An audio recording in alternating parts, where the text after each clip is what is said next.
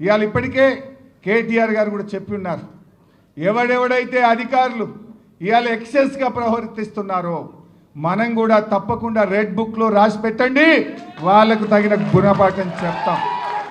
అనవసరంగా అన్యాయంగా మా బీఆర్ఎస్ కార్యకర్తల్ని వేధించిన, అక్రమ కేసులు పెట్టిన దానికి తగిన మూల్యం చెల్లించుకోక తప్పదు.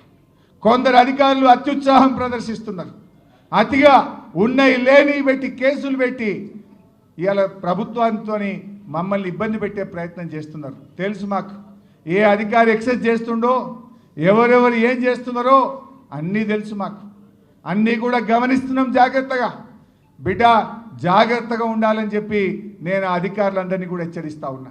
పోలీసు అధికారులే కాదు, ఇతర అధికారులు కూడా ఉద్దేశపూర్వకంగా వివిధ సందర్భాల్లో మా కోఆపరేటివ్ చైర్మన్లను, మా సర్పంచ్లను, మా ఎంపీటీసీలను, మా జడ్పీ చైర్మన్ల మీదనో ఎంక్వైరీలు వేసుకుంటా, కమిషన్లు వేసుకుంటా ఇబ్బంది పెట్టే ప్రయత్నం చేస్తున్నారు. విజిలెన్స్ ఎంక్వైరీ, ఈ ఎంక్వైరీ, ఆ ఎంక్వైరీ అని మా సర్పంచ్ల బిల్లులు ఇస్తలేరు. ఇప్పటికి కూడా 2 ఏళ్ల నుంచి, ఏడాది అర్థం నుంచి కూడా లోకల్ బాడీ బిల్లులు ఇస్తలేరు.